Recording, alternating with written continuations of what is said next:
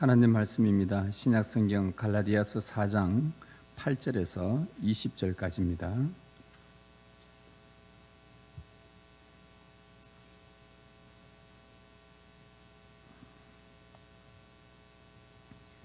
갈라디아서 4장 8절에서 20절까지 말씀을 한 절씩 교독하고 마지막 절을 같이 읽겠습니다.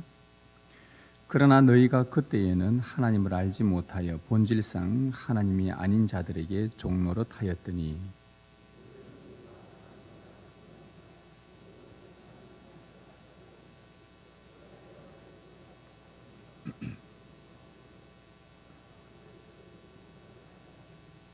너희가 날과 달과 절기와 해를 삼가 지키니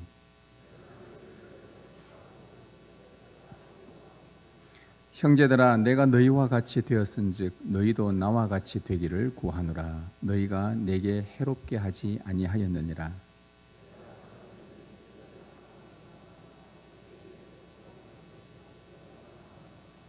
너희를 시험하는 것이 내 육체에 있으되 이것을 너희가 업신여기지도 아니하며 버리지도 아니하고 오직 나를 하나님의 천사와 같이 또는 그리스도 예수와 같이 영접하였도다.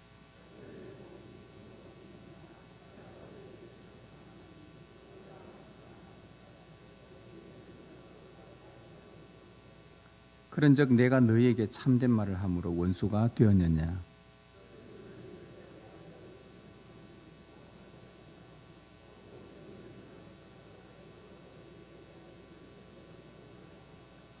좋은 일에 대하여 열심으로 사모함을 받으면 내가 너희를 대하였을 때뿐 아니라 언제든지 좋으니라.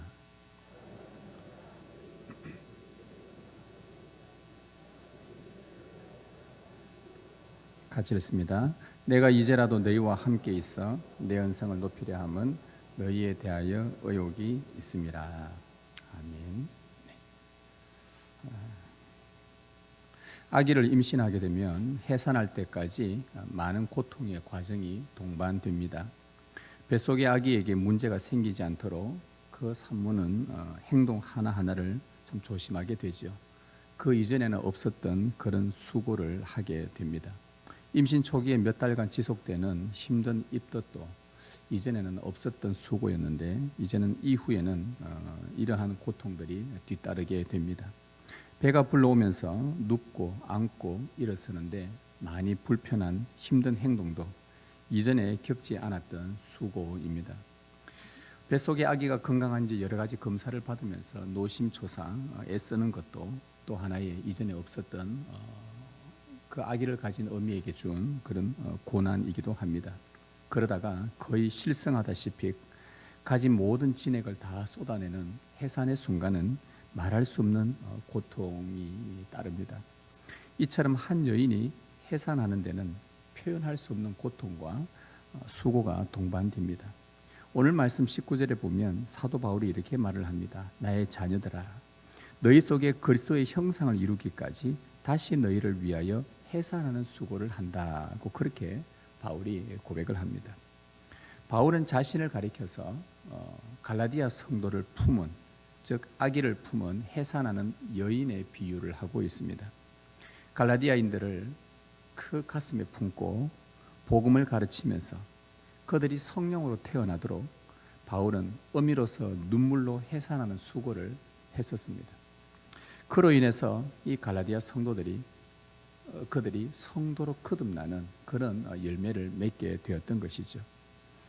바울이 참 이런 해산하는 수고를 통해 그들을 오래도록 참고 인내하며 복음의 그 열매를 맺게 되었던 것입니다. 그런데 교회에 몰래 들어온 그 미혹하는 자들의 거짓 진리에 그만 이들이 속아 넘어가서 복음을 떠나고 말았습니다.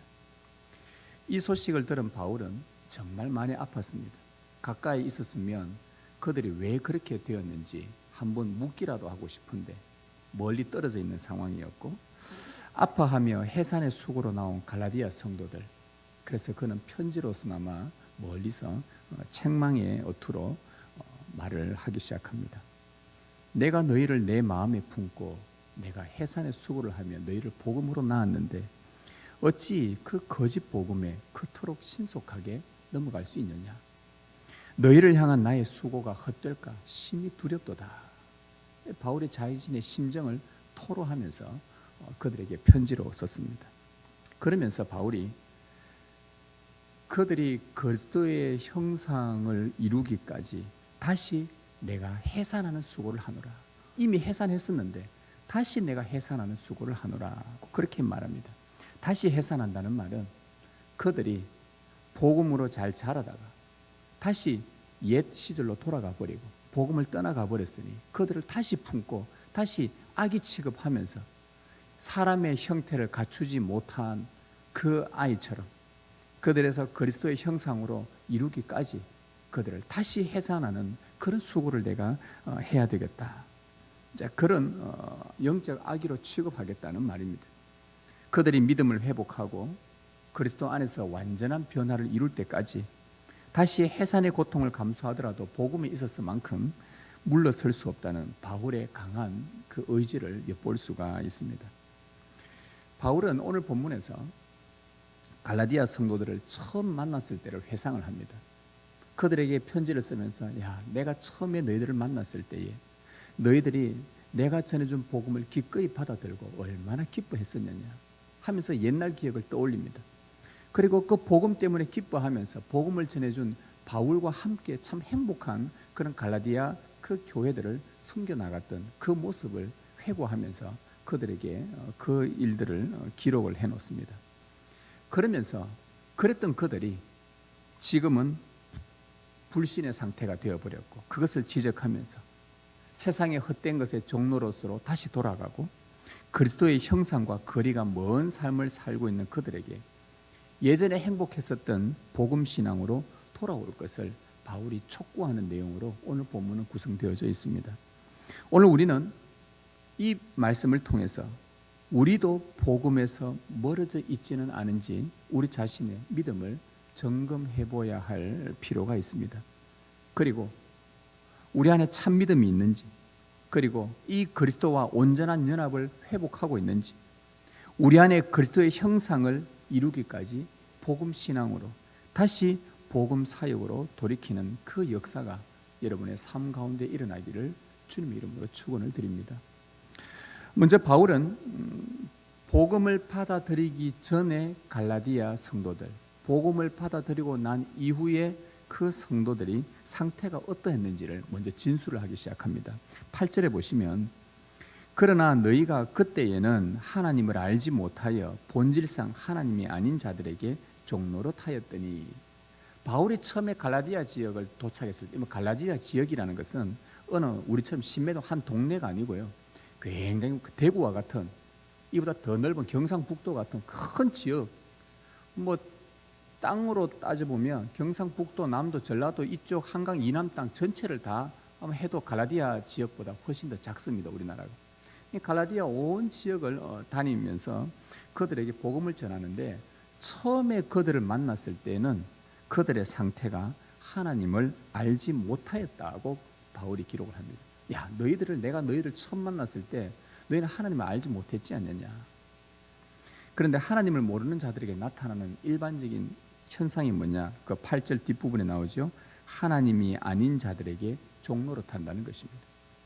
여러분, 하나님을 모르는 사람들에게 나타나는 현상이 하나님이 아닌 것들에 종노릇하며 살아간다는 것이죠. 이 갈라디아서가 기록되었던 그때 당시 고대 헬라인들은 하나님이 아닌 것을 신으로 많이 섬기고 살았습니다. 여러분, 단적인 예로 그리스 신화, 로마 신화만 봐도 알 수가 있죠, 그렇죠? 하여튼 많은 신들을 만들어냅니다. 하여튼 별의별 신들을 섬깁니다. 알지 못하는 신들도 그들을 섬기고 있었습니다. 이름도 없는 신들도 섬긴다고 아레오파고에서 바울이 설교를 했던 적이 있었죠. 그 당시의 고대인들은 하나님이 아닌 것을 신으로 섬겼습니다.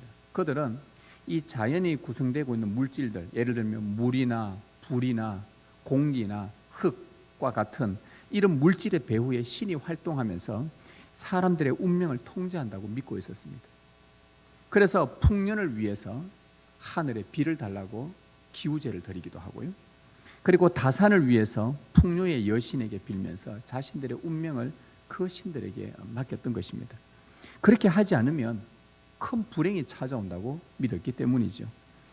여러분, 이런 미신은 당시 사람들의 삶의 구석구석에 스며 들어 있었습니다.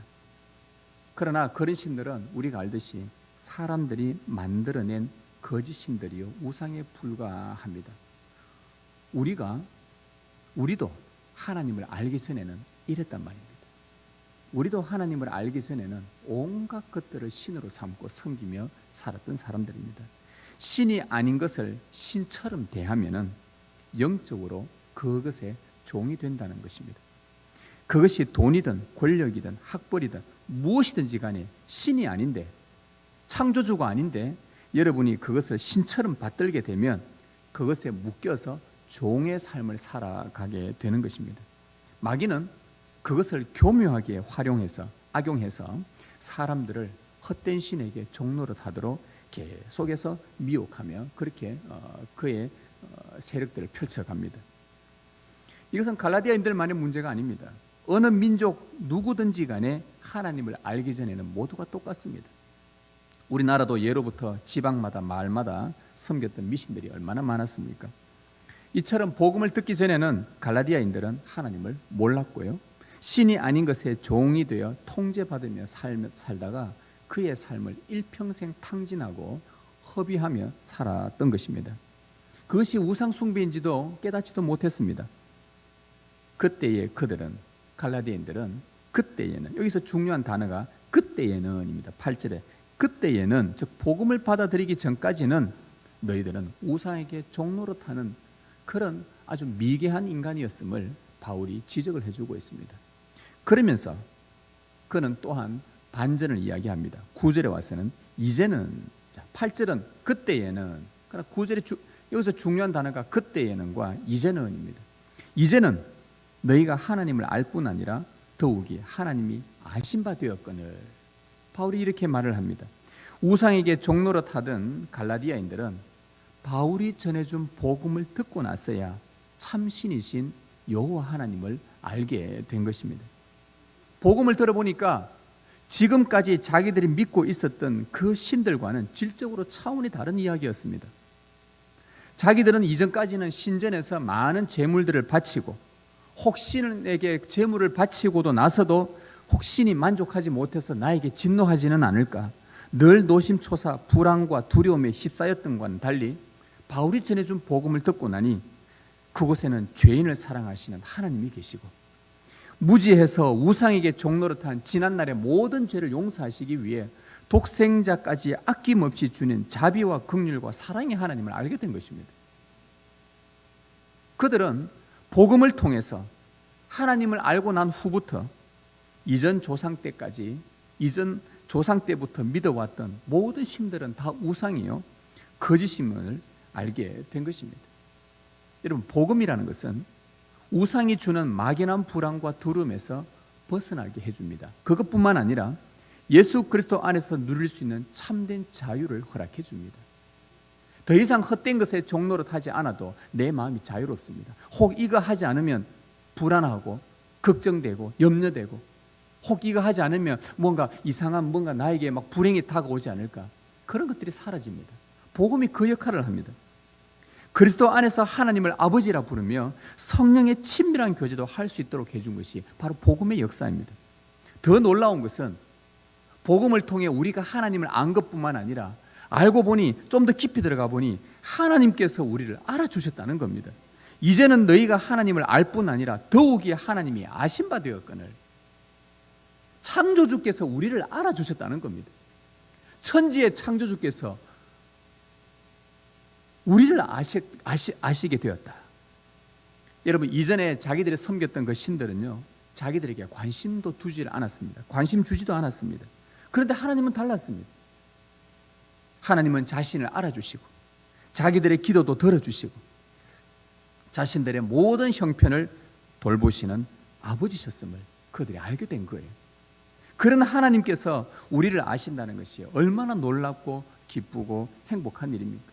바로 갈라디아 성도들은 복음을 받기 이전에는 아주 미개인처럼 우상에게 종노릇하며 살았었는데, 바울이 전해준 복음을 딱 듣고 난 이후부터는 그들의 삶이 복음 안에서 얼마나 행복했는지, 바울과 함께 그 행복했던 시절을 사도 바울이 회상하면서 떠올리며 그들에게 편지를 쓴 것입니다. 이 갈라디아인들아, 제발 좀 이걸 기억해라.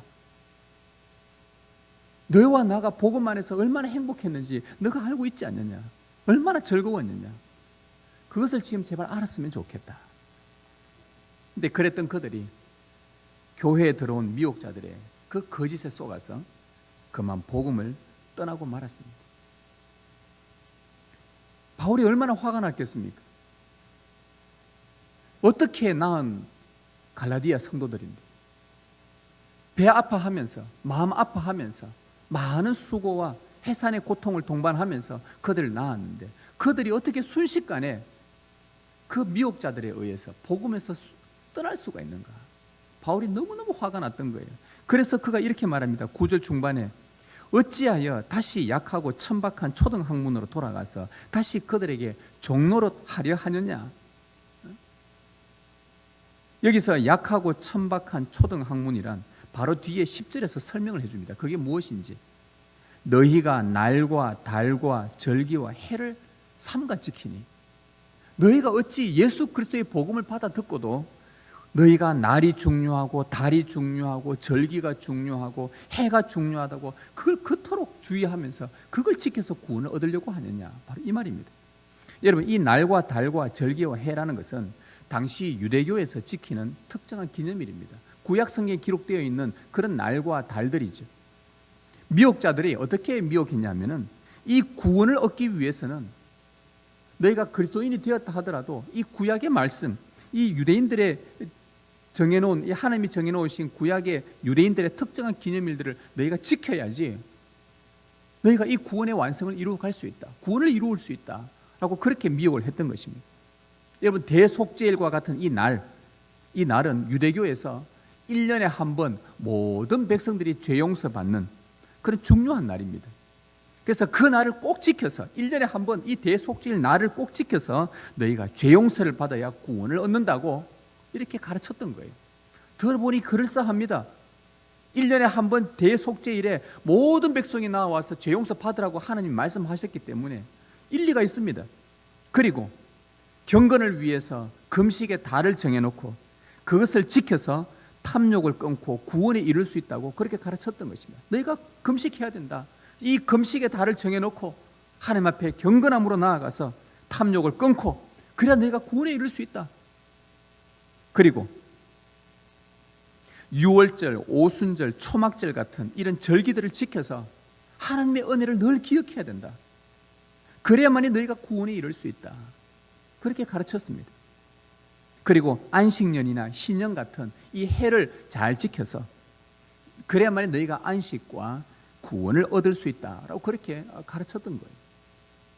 구약의 모든 율례들과 규례와 이런 날과 달과 절기와 해들을 지키게 해서 너희가 예수 믿어 그리스도인이 되었지만 이러한 하나님의 구약의 말씀들을 항상 지켜야만 너희가 구원을 얻을 수 있다라고 그렇게 미혹자들이 가르쳤던 거예요.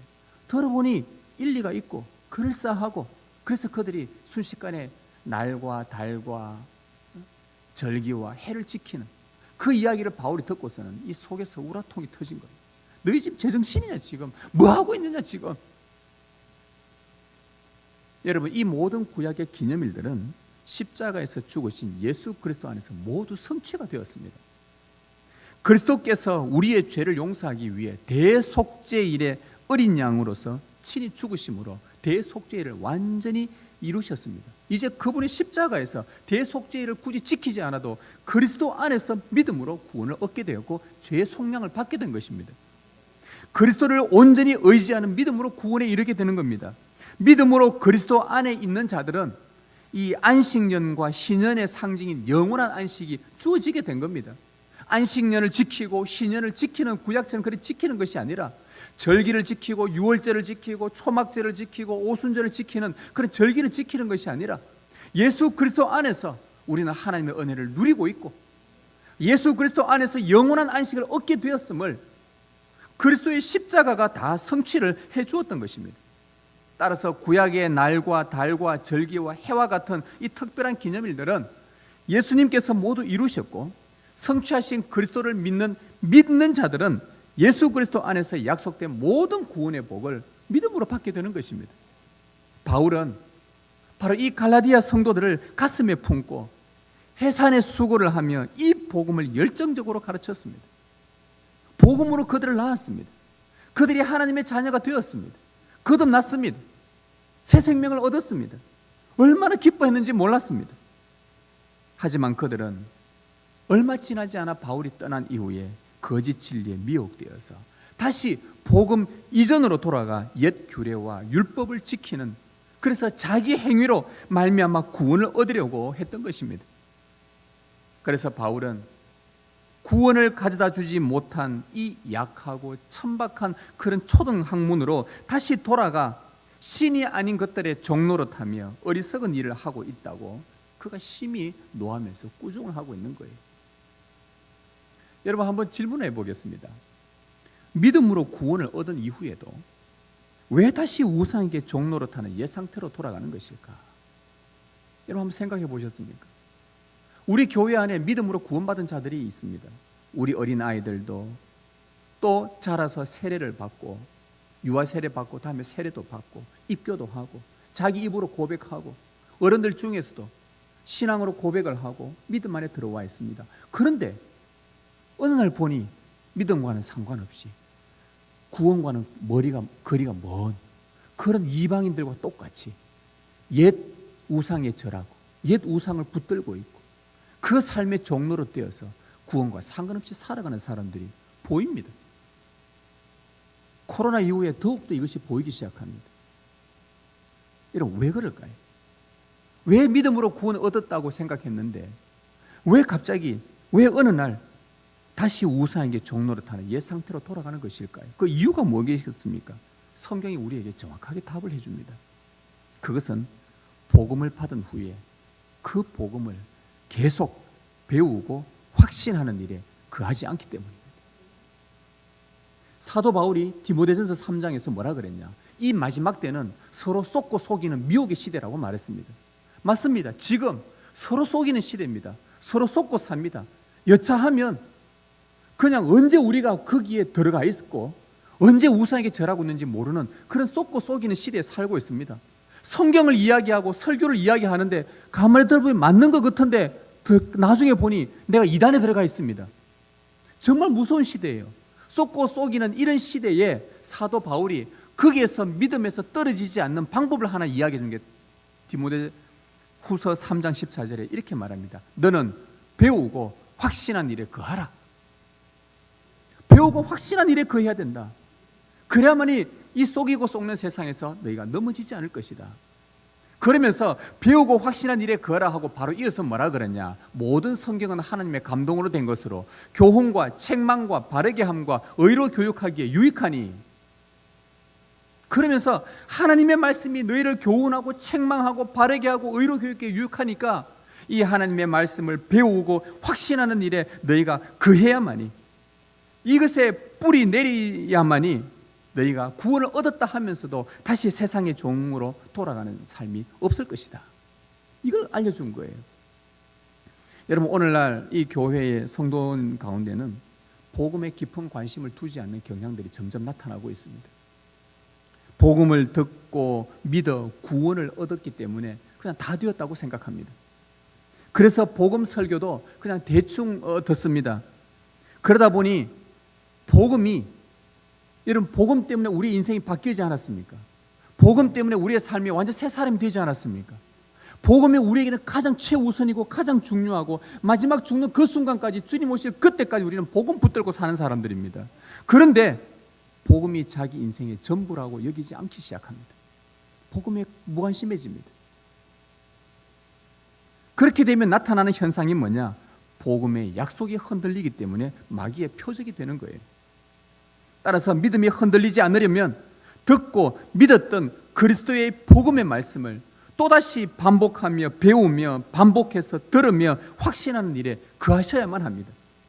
이거 외에는 길이 없습니다. 이거 외에는 그 어떤 방법도 없습니다. 있다면 저에게 알려주십시오. 성경은 다른 방법을 우리에게 알려주지를 않습니다. 그래서 우리는 믿는 진리 안에 계속 머무는 이 영적 습관을 끊임없이 드려야 합니다. 훈련해야 됩니다. 이게 영적 훈련입니다. 여러분, 훈련은 누구나 싫어합니다. 좀 더 눕고 싶고, 좀 더 자고 싶고, 좀 더 편해지고 싶은 것이지, 훈련받는 것은 너무너무 싫어합니다. 영적 습관을 들이는 것은 내 몸을, 육신을 깎아내야 되는 거기 때문에 참으로 힘듭니다. 그럼에도 불구하고 우리는 진리 안에 계속 머물도록 영적 습관을 들여야 한다. 그렇지 않으면 마귀의 표적이 되고, 내가 구원받았다고는 생각했는데 어느 날 내 삶이 다 우상에게 종로를 타면서 옛 생활로 다 돌아가고 있는, 나의 삶이 왜 이렇게 되었을까? 너덜너덜해져 버렸을까? 왜 구원이 어딘지도 모를까? 내가 구원받았는지도 알지도 못하고, 내가 구원받았는데 그때 기쁨이 있었는데 내가 구원 못 받는 건 아닌가? 구원의 확신이 왜 이렇게 사라지고 있을까? 이런 일이 벌어지는 겁니다. 여러분, 바울은 믿는 우리에게 복음으로 다시 돌아올 것을 촉구하고 있습니다. 복음으로 돌아오지 않으면 우리는 다시 세상의 종이 되고 맙니다. 그리스도 안에서 주어진 자유를 잃어버리게 되고, 갈 방향도 잃어버리게 되고, 행복한 인간으로 살아가지 못하게 될 것입니다. 여러분, 구원을 얻고도 애굽에서 나왔음에도 불구하고 다시 애굽으로 돌아가려고 아우성치는 그 이스라엘 백성들처럼 약속의 말씀을 반복해서 배우고 확신하며 신뢰함으로 나아가지 않을 때, 우리도 그 백성들처럼 똑같이 다시 돌아가고 싶은 거예요. 다시 옛날로 돌아가려는 이 마음이 슬슬 올라오는 것입니다. 마귀가 그렇게 미혹을 합니다. 그 미혹을 우리가 미끼를 덥석 물면 그냥 그렇게 나가는 거예요. 그렇게 세월이 1년 지나고 2년 지나고 3년 지나고 5년 지나면 나는 구원을 받았는지 못 받았는지도 모를 만큼 희미해져서 구원과 멀어져 버리는 그런 일들이 벌어지기도 합니다. 여러분, 하나님의 약속의 말씀인 복음을 배우고 확신한 일에 그하시길 바랍니다. 말씀에 무관심하여 우상의 종로로 타던 데서 다시 십자가의 복음으로 돌아오기를 바랍니다. 바울이 지금 갈라디아 성도들에게 이렇게 촉구하고 있는 거예요. 내가 너희를 해산의 수고로 너희를 낳았는데 어찌 너희가 이렇게 다시 그 거짓 말씀에 속아서 그 잘못된 길로 갈 수가 있느냐? 돌아오너라. 십자가의 복음으로 돌아오너라. 주 예수 그리스도께로 돌아오너라. 그 복음이 너희를 어떻게 만들었는지 너희가 제일 처음에 기억하고 있지 않느냐? 그 행복했던 시절로 다시 돌아오라. 배우고 확신한 일에 거해라. 지금 바울이 이렇게 복음 신앙으로 돌아오라고 촉구하고 있습니다. 우리가 복음으로 다시 돌아가길 바랍니다. 그래야만 우리에게 소망이 있습니다. 그 다음에 이 우상에게 종로를 타는 이런 자들을 여러분, 복음으로 돌이키는 일, 이 여간 쉬운 일이 아니죠. 그렇지 않습니까? 평생 우상에게 종로를 타던 자들을 예수 그리스도의 복음을 전하고 그들이 믿고 알고 하나님의 자녀로 돌아오는 것, 이거 정말 중요한 교회 사역입니다. 또 한 가지 교회의 중요한 사역은 뭐냐?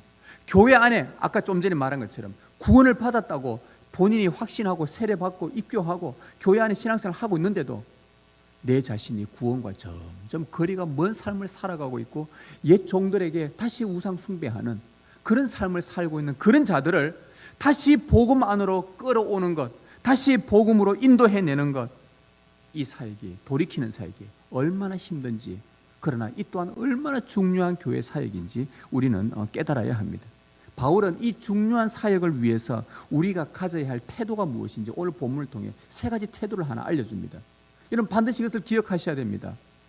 내가 복음 안에 들어와 있는 이 기쁨을 누리고 있다면, 그렇지 못한 사람들이 복음 안에 들어와 나와 함께 이 기쁨 가운데 누리며 행복할 수 있도록 하기 위해서 우리가 가져야 할 태도가 세 가지가 있습니다. 하나는 복음을 사랑하는 태도입니다. 첫 번째가 복음을 사랑하는 태도입니다. 이것은 처음에 바울이 복음을 전해 주었을 때에 바울을 향한 갈라디아 성도들의 태도에서 발견을 할 수가 있습니다. 12절 중반절에서 보면 14절까지 바울이 이렇게 말합니다. 너희가, 갈라디아 성도들, 너희가 내게 해롭게 하지 아니하였느니라. 내가 처음에 육체의 약함으로 말미암아 너희에게 복음을 전한 것을 너희가 아는 바라. 너희를 시험하는 것이 내 육체에 있으되 이것을 너희가 업신여기지도 아니하며 버리지도 아니하고 오직 나를 하나님의 천사와 같이 또는 그리스도 예수와 같이 영접하였도다. 갈라디아 성도들이 바울을 처음에 대했던 태도에서 우리는 그들의 복음을 사랑하는 태도를 가져야 된다는 것을 우리는 기억을 해야 됩니다. 여러분, 바울은 그 갈라디아 지역이 아까 말했죠. 굉장히 넓습니다. 거의 막 우리나라 이 남한 땅보다 더 넓을지도 모릅니다. 그 터키의 그 북쪽 지역에 지금 그 땅들이 전체니까 굉장히 넓은 그 지역을 바울이 다니면서 여러 산을 넘고 평지를 수십만 킬로를 걸어 다니고 계곡을 건너고 험준한 산맥들이 가로막힐 때마다 그것을 돌아가고 또 넘기도 하고 능선을 넘기도 하고, 그래서 갈라디아 지역을 돌아다니면서 그는 몸이 많이 상했습니다. 굉장히 약해진 상태였습니다. 고열이 있고 기침이 있고 안질도 있었고, 어떤 그 주석에는 어떤 신학자들은 바울에게 간질도 있었다고 그렇게 기록을 해놓습니다. 그만큼 이 바울은 그냥 종합병원이었습니다. 복음을 위해서 다니다 보니 그가 가지고 있는 지병과 함께 완전 종합병원이었습니다. 그런데 이 고대인들은요, 육신의 질병이 있으면 악한 귀신의 역사로 여겼기 때문에 질병이 있는 사람들이 자기 마을이나 이런 성으로 들어오는 것을 꺼려했었습니다. 저 귀신이 따라 들어온다고 생각했던 것이죠. 그래서 오늘 말씀해 보면 바울의 연약함으로 말미암아 너희가 시험거리가 될 만하다라는 말이 그 말입니다. 마을 전체가 그런 질병을 가지고 있는 사람이 들어오게 되면 전체가 시험거리가 되곤 했습니다.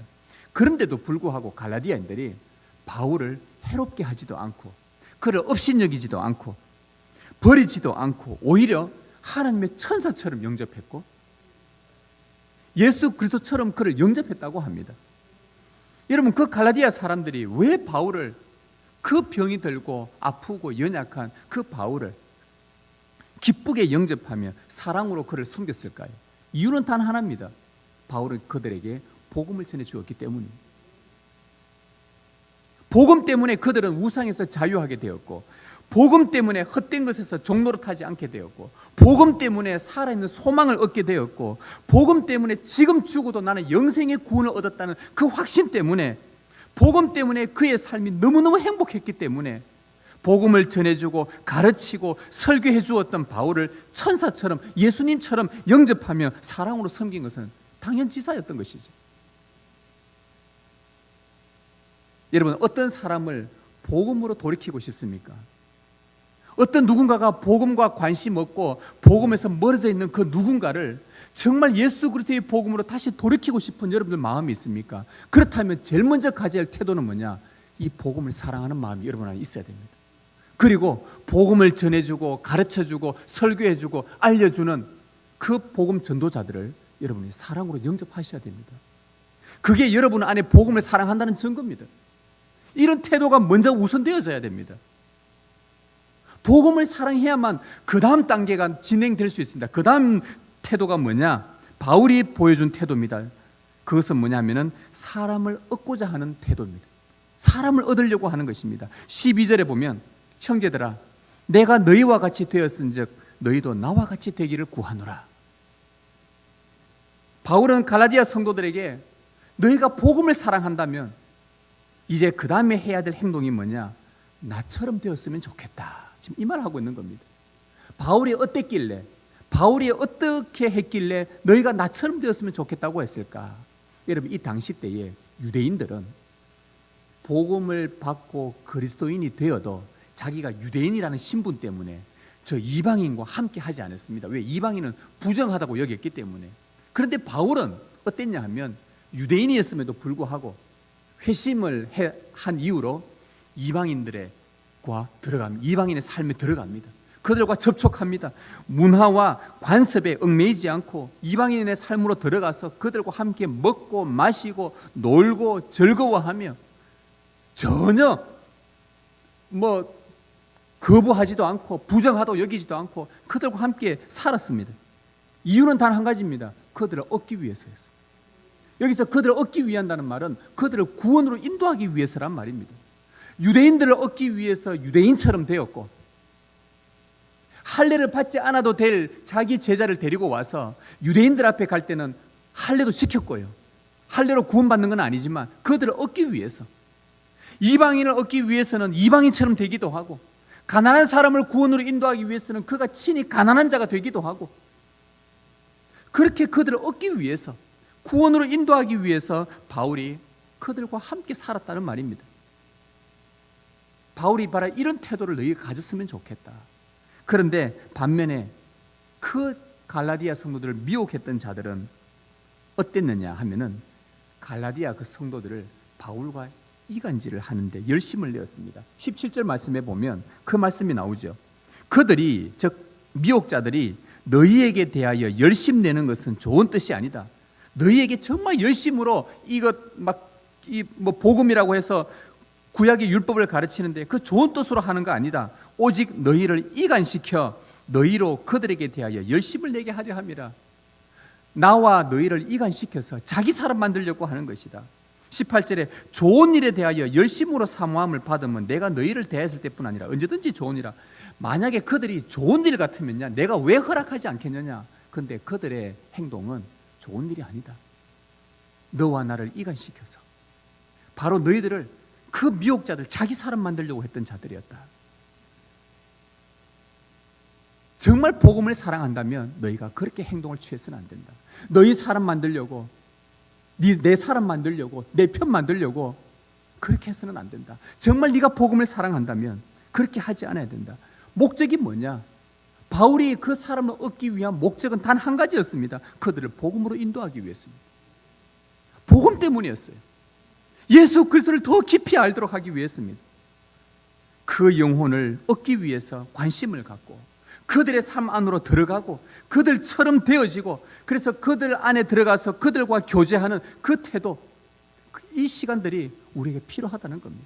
우리가 정말 복음을 사랑하는 이 태도를 가졌다고 한다면 그 다음 태도가 뭐냐? 그 사람을 얻기 위해서 그 사람에게 들어가야 된다는 말이에요. 오늘날 교회의 심각한 영적 질병이 뭐냐? 복음에 대한 무관심입니다. 여러분, 내가 복음에 무관심하면요, 복음과 거리가 먼 사람들에게도 당연히 무관심할 수밖에 없습니다. 그들이 돌아오든 말든 무관심합니다. 왜? 내가 복음에 무관심하기 때문에 그렇습니다. 유아 세례를 받은 내 자녀가 하나님 앞에서 서약하면서 아이를 믿음으로 잘 양육하겠다고 서약해놓고는 복음 안에서 잘 자라는지 별로 관심이 없습니다. 이 아이가 믿음 안에 거하고 있는지, 기도 생활 제대로 하고 있는지, 지금 학교 중고등학교 다니면서 초등학교 다니고 있으면서 세상에 빠져있지는 않은지, 하나님의 말씀을 붙들고 있는지 그렇게 관심이 없습니다. 지금 그런 시대가 되어버렸어요. 그리고 어떤 사람이 회심했다더라, 어떤 사람이 말씀을 사랑하게 되었다더라, 그런데 별로 관심이 없습니다. 큰 감동이 없습니다. 은혜와 멀어져 있다는 것을 그들의 일상의 삶만 봐도 금방 알 수 있거든요. 그들의 얼굴 표정만 봐도 지금 은혜에서 떨어져 있구나, 지금 믿음에서 멀어져 있구나, 우리가 금방 알 수 있는데도 불구하고 그 사람들을 구원으로 얻고자 하는, 그래서 그들 가까이 나아가는 시간을 내지도 않는다면, 복음을 나누고 싶은 그런 마음도 없다면, 여러분 그 사람은 복음을 사랑하지 않는 자임이 분명합니다. 그럴 수가 없거든요. 그냥 종교인에 불과합니다. 예수 안에 있는 진리를 사랑하고 진리가 우리를 자유케 하는 이 기쁨을 누렸다면, 그리고 그 진리 때문에 여러분들이 지금 행복하게 살고 있다면, 진리에 무관심한 교회의 성도들, 은혜에서 떨어진 자들, 하나님 나라에 무관심하는 자들을 찾아가서 그들처럼 되어서 그들을 얻기 위해서 복음을 나눌 수 있는 기회를 주시도록 하나님께 간절히 기도하며 나아가는 이 삶이 우리에게 필요합니다. 이걸 위해서, 그래서 복음을 사랑하는 태도가 먼저 우선되어야 되고요, 그 다음에 복음을 사랑한다면 그들을 위해서 내가 물질도 드리고요, 시간도 내고요, 내 삶도 드리고요. 언제까지 우리가 내 먹고 마시고 내 사는 일에만 급급해서 복음과는 정말 무관하게 살아가는, 그렇게 하나님의 부끄러운 삶을 살아가겠습니까? 우리가 어떻게 구원을 받았는데, 왜 구원받아서 지금 이렇게 살아가고 있는데요? 바로 하나님 나라를 위해서. 이것 때문에 우리에게 지금도 시간을 주셨고, 재정을 주셨고, 우리의 건강을 주셨고, 바로 이런 태도가 필요하다는 겁니다. 그 다음 바울의 마지막 태도는 뭐냐? 해산하는 수고의 태도입니다. 19절에 나의 자녀들아, 너희 속에 그리스도의 형상을 이루기까지 다시 너희를 위하여 해산하는 수고를 하노니. 자, 정리합니다. 첫 번째, 복음을 사랑하는 태도. 그렇다고 한다면 이제는 복음에 무관심한 자들에게 다가가서 함께 시간을 보내는 태도. 그렇게 하고 있다면 이제는 여러분들이 그 사람이 그리스도의 형상을 이루기까지 해산하는 수고를 가져야 한다는 것입니다. 해산의 수고로 갈라디아 성도들을 낳았으나 거짓 진리에 미혹되어 속히 복음을 떠난 것을 본다면, 여러분, 어떤 한 사람이 복음을 듣고 믿어 그리스도의 형상을 이루기까지는 얼마나 오랜 시간과 수고가 동반되는지 우리는 알게 됩니다. 예수를 믿다가 교회를 다니는 것 같다가 어느 날 교회를 또 안 다녀버려요. 어느 날 믿음이 있고 성경도 보고 기도도 하고 주님 앞에 나와서 매달리고, 하나님 내 기도 들어주십시오. 내가 지금 이런 상황에 있습니다. 내가 이 어려운 중에 있습니다. 내가 주님을 붙들지 않으면 안 되는, 그래서 주님 앞에 간절히 매달리면서 기도하면서 찾다가 어느 날 갑자기 기도도 하지 않습니다. 주님을 찾지도 않습니다. 이런 사람들이 보면 참 그리스도의 형상을 이루기까지 얼마나 많은 수고와 인내가 동반되는지 몰라요.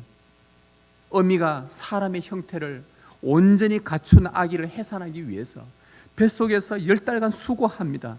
그리고 마지막에는 온몸을 비틀며 고통을 감내하며 해산하는 것처럼, 여러분이 복음을 정말 사랑한다면, 그리고 복음으로 새롭게 되어야 할 누군가가 내 눈에 밟힌다면 그 사람을 위해 오래도록 기도하고 함께 말씀으로 다가가서 교제하고 인내로 해산의 수고를 감내해야만 하는 것입니다.